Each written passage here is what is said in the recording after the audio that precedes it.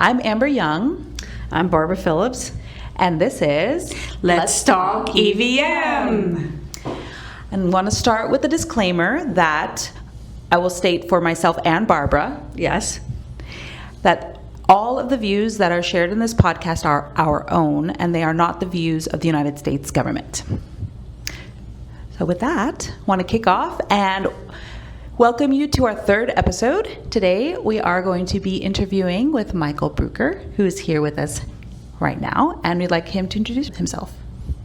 Hi, I'm Mike Breuker. I'm with Pinnacle Management. I've been working in the program management field for about 30 years now, and doing EVM-focused work for maybe the last 25 years of that. I started my career, almost all of that career has been on the consulting side, implementing systems.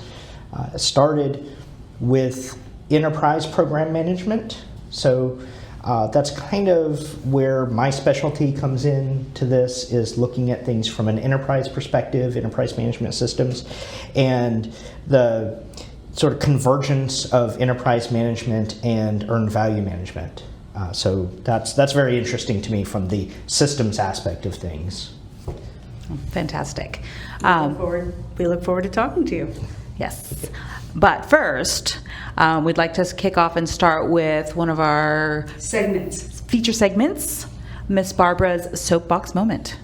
Okay, yeah, we love to call it that because that's what I like to do. Anyway, I've been thinking a little bit today in particular about how to get senior management support.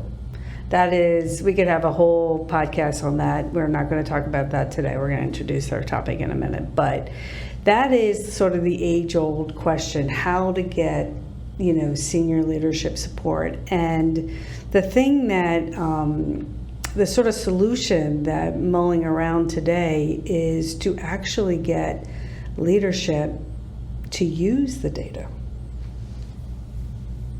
Not just give it lip service, not tell their minions to use it, but they themselves. And I know that out at, I can quote from being at a conference at the Empower Users Group, our friend from the Missile Defense Agency spoke. She showed us a dashboard, and I mean, that leadership at that organization asks for that data the second it's available. Wow. So they are really, those generals want to see it. They want to know, they do novel things there. It's a very small agency with a relatively small budget. They're not production, they're not building weapons, they're doing like prototypes and things like that. But they want to know when they're going to get that, and they rely on that data, and it is wonderful. So I think leaders need to be consumers of earned value data, not just supporters. So, peace. All right. Thank you, Barbara. There will be an ambling after on some of your topics. So, very good. Amber's ambling's Barbara's soapbox. Yeah, for now. All right, so kicking us off, we're going to jump into our topic for today, which will be bidding contracts with EVMS. And I know Michael has many thoughts on this. So we're really going to open it up, have a few questions for you. Okay. But to kick it off, the question I have here is, when contractors are bidding on contracts with EVMS, what does that really mean, and what would that require? Okay. Yeah, I think it's important that, first of all, always look at what the language is in the RFP, right? Those things can be tailored depending on the agency, depending on who the contracting officer is who put it together. But generally, the FAR requires that an EVMS be used under certain circumstances. So if you have contracts that are development in nature, if they're considered major contracts, each agency has a threshold, a dollar amount that they might apply to that, what they consider major. Then you have to have a validated EVMS, or you have to have some kind of EVMS reporting. And if you don't have that, then you generally have to submit a plan for how you will get that. So a lot of times I get calls from companies that say, we're going to bid on this contract, and it says we have to have a validated EVMS. Can you validate our EVMS for us so that we can get a spot on this IDIQ or win these points? Or Yeah, Mike, and one of those questions is why do they really want a validated system? What's the benefit to them? Well, when I get those calls, it's usually because they want to win the contract. And so They get more points for it. So yeah, if it's an IDIQ, like so Oasis Plus, which was a GSA IDIQ, there's also HHS had an IDIQ recently, CIO SP4. There's a couple of others where they have a self-scoring. So give yourself 300 points if you have, ISO certification. If you're CMMC certified, you get, a certain number of points. If you have CAS certification, you get certain points. If you have a validated EVMS, give yourself 300 points or 400 points, whatever that IDIQ requires. So obviously, to win a spot on that contract, you want as many points as possible, and that is why we initially get those calls, right? They're not thinking about program management, they're thinking about business development, right? I want to be in a position to win. And so what does that mean? Well, validated system means only one thing, which is that your cognizant federal agency, whoever that is, has validated the system using their process. So NASA has a process, DOE has a process, DOD has a process, FAA has a process. So all these agencies have a process for validating systems. That's what CFA validation means. I can't do it, right? It has to be that agency. I have a question. I'm Yes. not as familiar. You mentioned the Oasis Plus, Yes. and I think it was the CIO SP4. Yes. Those agencies, who are their CFAs for GSA and? Well, what he meant was that they themselves are their own agent. I think sometimes the CFAs. Sometimes the CFA is a different agency, yes. Oh. So like National Science Foundation, their CFA is like Department of Interior or something like that. I'm not sure on those particular agencies. That's a great question. So that we might have to follow up on that. I'm not We sure. can invite the community to give us answers on our LinkedIn group. Right. And we hope to encourage a conversation there too. So yeah, follow-up questions. But it's the same agent. Whoever does your CAS compliance, it's going to be the same. It's going to be the same thing, right? Would you say that is the CFA forecast the same as a CFA for any EVMS requirements? In my experience, it has been most of the time, but there are some agencies, and this is where it gets interesting. There's some agencies that don't have the expertise in-house to do those validations.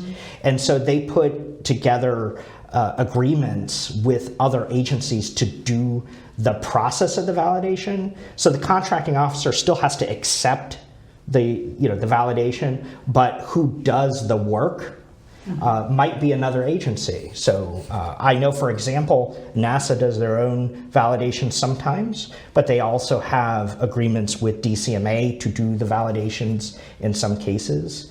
So that is very much a thing. Interestingly, I think it was like 2015 or 2016, but NASA and the FAA signed a reciprocal memo. Oh, wow. Gerald Kirby and Matoka Forbes signed that if each agency, they would accept each other's. That has never been executed on, but it was a nice idea. That. Yeah, we had a CPFWDC meeting on that. Yeah. I don't think they don't have any overlap in their work. They don't have any overlap in their suppliers.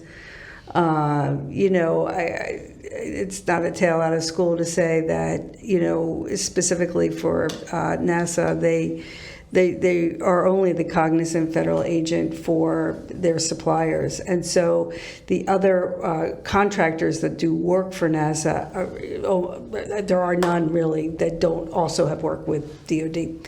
So Right. NASA accepts DCMA, to your point, NASA accepts DCMA's authorization. Yeah, in my experience, most of the agencies will accept a DCMA validation. DOE may or may not. I'm not sure about that, but it's usually not the other way, right?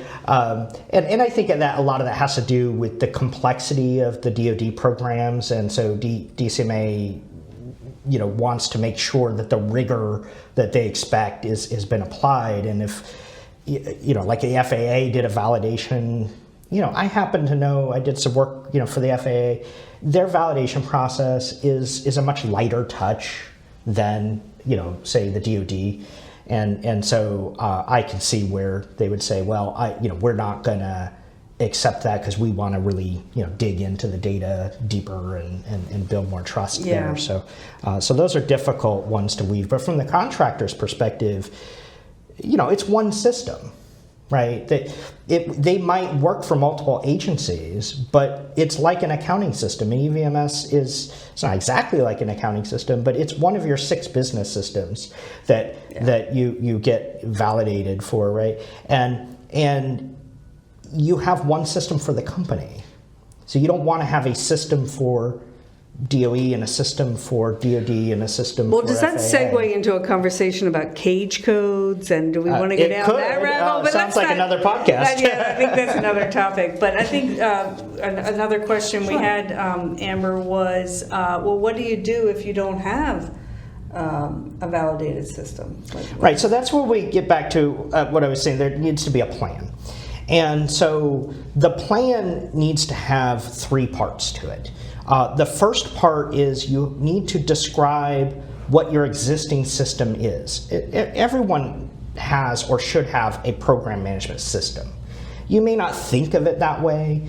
You may not call it an EVMS, but do you have a schedule?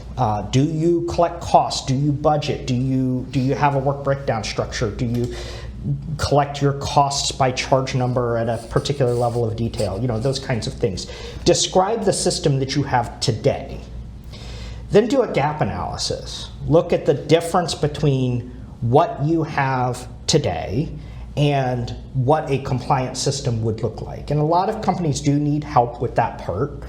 So you might, if you don't have the expertise in-house, you might need to bring in some expertise to help you with that part. But you describe then a plan of actions, milestones with dates and commitments for closing those gaps, right? So you say, this is what our system looks like today. These are the things we have. These are the things we don't have that are required to be compliant. And here's what we're going to do about it. Here's when we're going to get it done. And here's when we're going to get that done. Yeah. And that plan has to be accepted by the contracting officer. That plan is a part of your response. It goes into your proposal. Yes, it is part of the proposal response. So it is accepted or not by the agency. So like in the case of DoD, DCMA reviews those plans and advises the contracting officer about whether that plan is acceptable or not. Other agencies may or may not have an independent review, but the contracting officer has to accept the plan. Have you found that, a couple questions on the plans in general, have you found that the plans typically end with validation? And secondly, approximately how much time to complete the plan, to get to the state that was the end state that was approved? So it depends on the size of your organization and how far along you are. In my experience, a plan can be put together in a matter of weeks. So that part's not hard, especially if you have the components already, right? If you have a schedule that you can look at and maybe you can run some metrics on that schedule, right? That's probably another podcast, we can talk about metrics, but if there are things you can do to evaluate the things you have, you get a pretty good idea of what you need to do to close those gaps. So that process, depending on the size of the organization, the complexity of what you have, that can take anywhere like 4 to 8 weeks to put something together, which generally fits within a proposal response time frame, right? The difficulty, sometimes those plans are page constrained because the proposal's page constrained. So then you gotta, put the plan in Microsoft Project, take a screenshot of it, paste it in. We've done things like that before, but I think to segue what Amber is asking, there's one thing to put the put the plan together, the plan for the plan almost. But once, that it's almost like you described a POAM, plan of action and a milestone. Yeah. What's the period of performance for the actually getting your system ready where you think you're ready to have that cognizant federal agent come in and do that validation? Well, first of all, most likely, if you win the contract award, they'll tell you when they're coming, usually. Oh, okay. So, all right. I find it's about 6 months, and the reason for that is That's it's all tied to the IBR. So generally, you want to get through IBR first, and the agency wants you to get through an IBR first. Once that, because there's a lot of things that are going to come out of that say, where you are, and are you making progress on that plan, right? That's an assessment that can be made at that time too. Generally, sometime after that, you have a good amount of data then. So part of compliance assessment, again, depending on the agency, but part of the compliance assessment often involves running metrics on data. So you need to have enough months to make those metrics meaningful. I have found, if just to extend that question a little bit, when will you be done, when will you be validated? Again, varies by agency and how deep they go with the validation. But in my experience, it can take up to 2 years. Yeah, I violently agree with the 2-year period. Okay. I once had this experience where that very problem was presented, where, we need a validated system, but how do we get it? Well, you have to have a need in order to get it. It's like a security clearance. Like, you can't just raise your hand and say, I want a security clearance. But the thing that we elected to do, I want your opinion on this, Mike, is we elected to get a third-party independent validation. So not from DCMA, to your point, has to come from the CFA, of course, to be accepted. Mm-hmm. But what if you present, your findings, all the exhaustive work that goes in for a compliance review, all the documentation, all the, you have interview notes, you got checks, and all, you've corroborated your findings and so forth. How do you think, we're obviously talking about civilian agencies, probably should have mentioned that earlier, but, how do you think civilian agencies would react to something like that? And is that worth an organization's time to do that? Well, I think that civilian agencies would be more likely to accept something like that. I can't, again, speak for those agencies, but the validation of the system has to be accepted by the contracting officer. So how that process flows, I can see a world in which a self-certification, as long as it's done in a meaningful way by subject matter experts, with resumes included, using a tool, and I'm going to put a little plug in here for IP2 and meter. So using a tool like that, where you have all of the data collected and you could turn that over, I can see a world in which a contractor could do that with some subject matter help, and a contracting officer for a civilian agency accept that. I don't see a world in which the DoD would accept that, because DCMA wants to do. They have their own business processes for doing that. But interesting thing about DCMA, if you look at their business process for system validation, one of the steps in that process is the contractor does a self-assessment, and they turn over the results to DCMA at the beginning of the process. And if they find deficiencies in their own system, they can self-report those to DCMA and put corrective action plans in place, and then DCMA doesn't have to come in and dig into that problem because they know you're already working it. So that is something that is part of that process. Doesn't stop them from coming in and doing the assessment, but it is part of the business process. I have questions about that self-assessment from DCMA. Yes. I have less familiarity with that, so wondering if in DCMA, I'm familiar with EVMS surveillance reviews versus implementation reviews versus certification reviews, and that may not translate to DCMA equivalently, but with the certification review, it sounds like you're saying DCMA is requiring self-surveillance for the certification review. Is that what you just Yeah, said? there's an initial, if you look at their workflow, and unless things have changed recently, because I haven't looked at it in the last month or two, but in their workflow, there's a couple of things that happen at the very early start when they say, you've won this contract, we're now going to start this process. They'll ask for some data. And the data that they ask for initially is a system description, is one thing that they're going to look for. And then they ask for the results of a self-assessment. Okay. My follow-on to that, and I know we're going a little off topic, so we'll circle back to the topic, but does DCMA also have a requirement for an annual surveillance report? That I don't know. Okay. Yeah, we probably need to follow up with DCMA. They've been changing their, so if in case you're not aware, there's some new leadership at DCMA, and they've been shaking things up. So it's anything I say about DCMA is going to be, maybe not the same tomorrow. Sure. Right. So. Any thoughts on NASA? I don't know anything. I would say that's Barbara's expertise, but I do know that, so NASA has a process where if the labs and nonprofits that work for NASA that don't also do DoD work, so there's no DCMA presence, NASA does the validation review. But a lot of NASA contractors are also DoD contractors. And so that doesn't come up quite as often. There's not very many either. Yeah, but they do have a small group of people that does do validations when DCMA does not do them. That's true.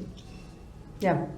Do you want to segue to, I can't even believe I'm going to say this word out loud. Mike, you're really killing me here. It's okay, Barbara. Okay, let me take a deep breath here.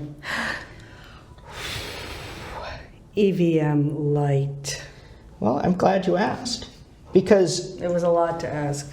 so on the topic of what to do if you don't have a certified EVMS, look at getting some foundational elements in place.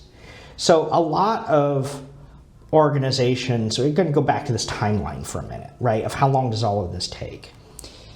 The issue is that there is a lot to do to prepare for validation, and that plan that you give, depending on how far along, again, your system is, if you're starting from nothing, it's going to take longer, right? That takes a long time, and when you win, if you wait until you win the contract award, or you wait until you see if you're going to win, it's too late. And I hear this all the time from companies. They look at this and they say, we don't want to invest in this capability right now. We've got a million other things that we've got that are more important today. So we're just going to wait to see if we win. We're going to bid on this contract. We don't even know we're going to win it, right? We got a 5%, 10% chance of winning. Even if they're confident they're going to win, sometimes they'll say, we're going to wait and see if we win. Well, once that contract award comes in, it's too late to start on that EVM plan, right? So remember, when you put that proposal in, you're making a commitment at that time that this is what you're going to do. Yes. And those dates are based on you making progress. But I get it. You don't want to implement a huge system that's going to then go sit on a shelf. So what I advise companies to do is implement foundational elements. Call it EVM light. I know you don't like that term, but look at what are those foundational elements of an earned value management system. Put in good scheduling practices. Put a good WBS in place. Ideally product oriented. Maybe not all programs need that, but have something in place that you could tie scope to and make sure that the scope is being done. Make sure that you have good budgets, good EACs, ETCs, forecasting, that sort of thing. I kind of want to interrupt you and reverse engineer the question.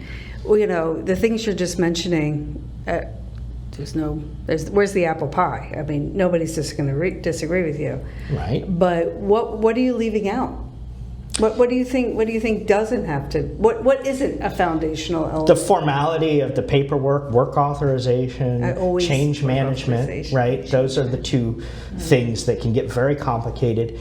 Maybe some of the deeper ties into your ERP or accounting system. So a lot of times... Material management, subcontractor management, some of that kind of stuff. All of those things that make for a better data and a better system and a compliant system, but I don't consider them the foundational elements, right? The foundational elements is scheduling and budgeting, right, the basics. And risk. And risk. I'm so glad you brought that up, right? Because now we're talking about things that add value to the business, because risk is the thing that's going to cause that project to go off tracks. And at the end of the day, that's what's going to make you as a company, whether you're going to be profitable or not, whether you're going to fail or succeed, whether you're going to have that opportunity to grow your business and bid on other contracts in the future, right? That's really going to drive that success, and to a certain extent, maybe even profit margins for you. So those are things that add value today. And are not necessarily EVMS. So if you could get that in place and then do an assessment on what you have, again, using something like an IP2 meter, right? Yes. The flaw in IP2 meter, it's not a flaw. No. It's not a flaw, but if you have nothing... Word light, you could use the word flawed, I guess. If you have, because I've been there, we've done this, right? If there's nothing to assess, Fair right? enough. If you don't have a schedules today, how do you assess your schedules, right? If Then you don't have WBS on the IP2 meter, right, it's a scale of 1 to 5, and 1 means not yet started. Well, there you go. It's not a flaw. But the point is, you're going to have a better result with an IP2 meter or any maturity model that you choose to use. I just happen to like that one. If you have a system to apply it to. If you have the foundational elements. So focus on those foundational elements. Yeah. Use a good objective system to do an evaluation like IP2 meter. Get some subject matter expertise. Put together a good EVM plan and then execute to that plan. Do what you said you were going to do. Right. So this. Go ahead. I had a question. Okay, after you. Did you want to transition? I was going to transition. Okay, I'm going to ask my question. So, in preparation for the podcast, Michael and I were speaking and going through the scalability guide. So, would you give us a little history on that? That was absolutely. So, I got the pleasure of being a co-author on this NDIA, that's National Defense Industrial Association. They wrote a scalability guide. A group of us recognized the need, and this was driven by NASA, because NASA has these universities, nonprofits, research institutions that they work with that don't necessarily have the systems that can do rigorous EVM the way Department of Defense does. So we were looking for guidance, because I think practitioners know that EVM has always meant to be scaled. Right? If you talk to some of the old guard, the people who wrote the original criteria, they'll tell you, we always intended it to be scalable. Right? It's not supposed to be complex. But there's never been a good guide for what does that mean. Well, now we use the word scalable. I actually do kind of wonder if we look that up in the dictionary what we'd find. But to me, correct me what's your opinion? An EVM system is as unique as a project. A project is unique by definition, PMBOK definition, a unique endeavor with a start and finish. And I believe that when an EVM system is applied to a project, it has to meet the unique needs of the project. Well, I don't disagree with you, but I'm going to put an extra spin on it. Because if you remember at the start, I said I come from an enterprise system background, and a company has one system. So how do you take this idea of we as a company have an EVMS for our company, right? It consists of these processes, these tools, these people, and apply it consistently across projects when you have projects that come and go.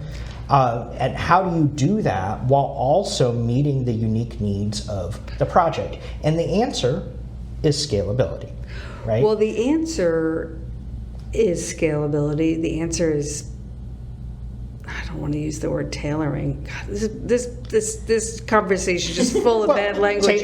But the other thing that's is, another word. But the other part of it is, you have desktop instructions.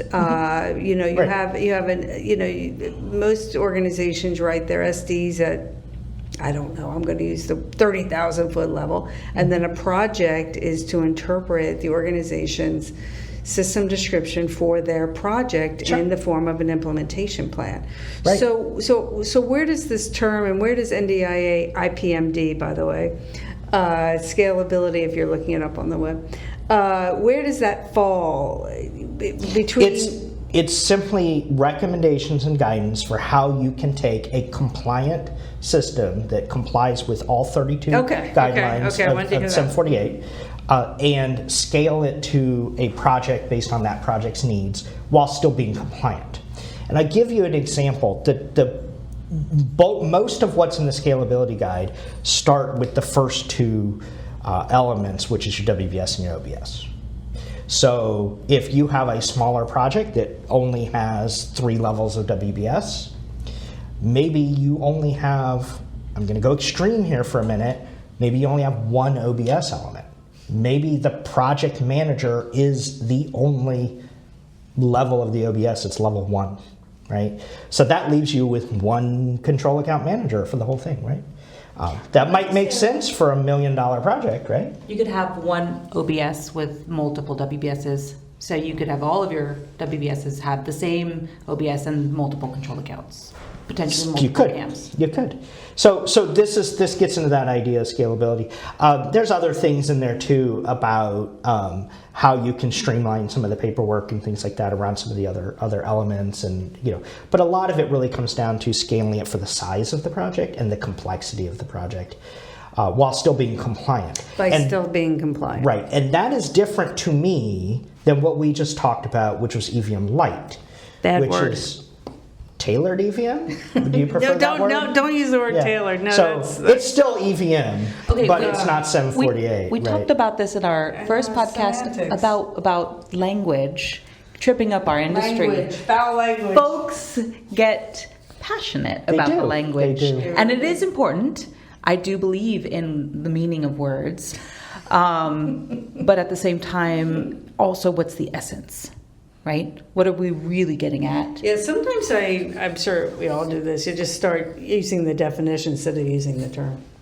Right. Just stop talking the term and just say, what do you mean by that? And so that's why I was sort of digging at scalability. Because that's why I began with, what's the dictionary definition? Right. Does it mean taking shortcuts? It doesn't mean taking shortcuts. Go ahead. If I'm remodeling my kitchen and I decide to build a project schedule and put some budget on some tasks, and I decide to mark them 100% complete when they're done, and I have an SPI and a CPI, I'm doing EVM, right? We would all agree I'm doing EVM.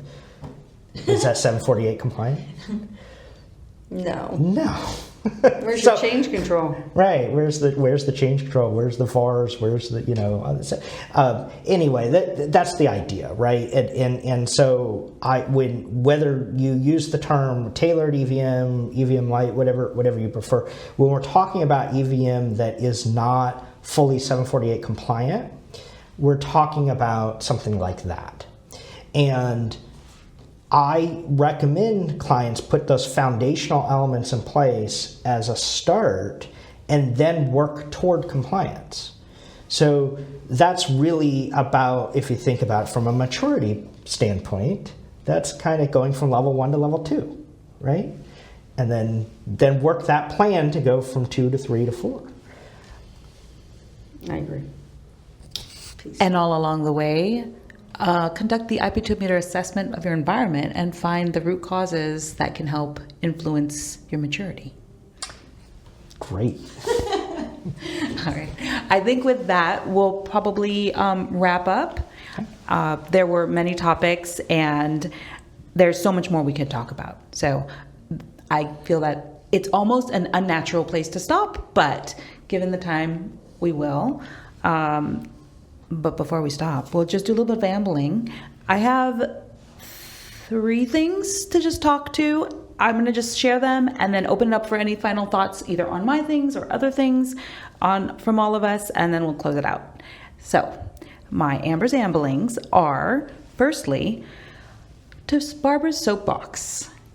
Yes. So the idea of leadership and what gives insight, dashboards, beyond dashboards, more than that. What is the reason we have dashboards? What do we really want? What does everyone really want? And we're at this nexus point right now with AI being able to take, before AI, we're able to, in theory, digitize all of human knowledge. And then now we have AI who can go in and look at that knowledge and give us insights. This is tremendous. Everything about the way we work and think has been revolutionized. It really has. I really believe that.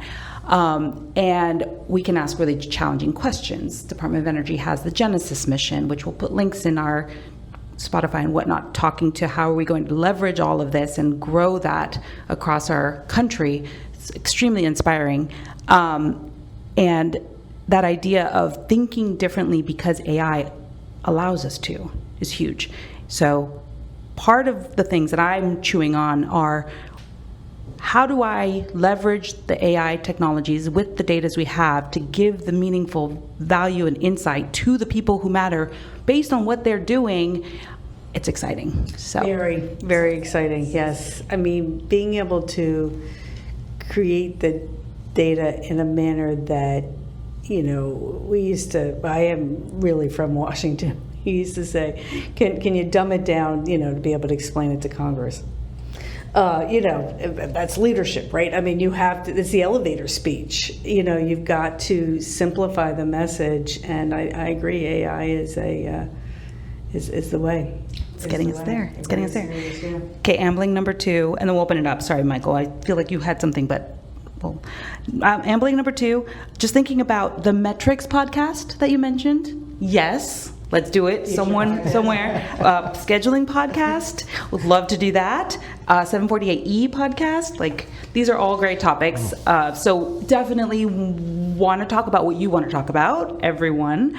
And most likely in the LinkedIn group, we'll start asking you, tell us what you want to talk about. We'll try our best to spin it up, and maybe even we'll do some polls or something. But we do now have a LinkedIn group for Let's Talk EVM. Please join it. Please share it. We already have 75 members. 75 members. Woo!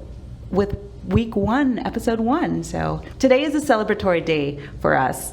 This podcast will come out later, but today is the day that podcast 1 was released. So we're excited. All right, that was 2. 3, talking about tailoring and scalability, just want to kind of open it up to some thoughts. Tailoring to scalability, to alternative project controls, to agile, and the move towards rapid procurement, and then a big question to the NDIA IPMD. What are your thoughts on that? So, not sure where we're going with the scalability guide, when that was published, and if there's any thoughts 2020 was the latest, so I think it's due for a new... I think they refresh every 5 years. Must be going on right now. They do.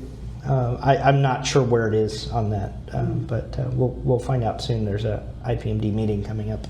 Yes, there is. Yeah. All right. Yeah. All right, that's all from me. So we'll open it back up, take it around the room, and then we'll close it out. Okay. Can I address your soapbox for a minute? Absolutely. Because I do have an opinion on that, senior leadership. So something that EVM, and this goes back to podcast number 1, why do we need EVM? So when we look at your EAC, your project EAC, right, and the ETC that drives a part of that. That tells us a couple of things that I would think the executive in charge of any company would want to know, which is, are we going to make money on this thing, right? And so if it's firm fixed price, that really is going to answer that question. Absolutely, right? Because you go over, that's it's coming out of your pocket, right? But even on a cost plus contract, depending on the incentive fees and things like that, right? It's are we going to make money? And then the other thing is the time-phased forecast that's used to drive that. That tells us our financial outlay. So that is what people do we need to have, who do we need to hire, do we have the right people in place, what's our cash flow going to look like? How you would do that if you're not comfortable with the data. And what EVM does is that everyone does project EACs, whether they're doing EVM or not. The question is, where did that number come from? Yeah. And how comfortable are you with it? How confident? So, how confident are you? So I think that that's part of the answer on getting senior leadership to look at the data, is you put it in those terms. Yeah, because that is data that resonates and they can clearly identify with. Yeah. But I've been consulting for a long time myself, and yet they just don't really seem to understand where the data comes from. So they're like, I don't know what this is. People working on it complain about it, and I give it lip service and try to, but I mean, My thought, trust. If they trust the data, if they trust the source, then they might be more willing. So where do you build that trust? How do you build that trust, right? Back to the I've been to a meter. Well, actually, everybody at my office today was quoting you and your bad data in, bad decisions out. Yes. I love that. Everybody That's a loved great that. quote. So that's directly what you're just saying. If there's no trust in the data, then yeah, they're not going to be using it. And if the whole system isn't credible, isn't producing credible and reliable data, then they have justification for not trusting it. And therein lies the issue with the need for compliance. What else did you have in mind? No? Well, that's it. It's thank you for inviting me. Oh, well, thank you. It was a pleasure. Right? So wonderful. Yeah. Barbara, any last thoughts from you before we close out? I just want to say we're broadcasting here from our studio at the Wharf. Southwest DC. Yes. All right. Well, thanks everyone for joining us. Please share with your friends. I think everyone should join in this conversation. We're having a great time. It was wonderful having Michael here today. Yeah. And we hope to see you soon. Thank you. Signing off from Wharf. Let's Talk EVM.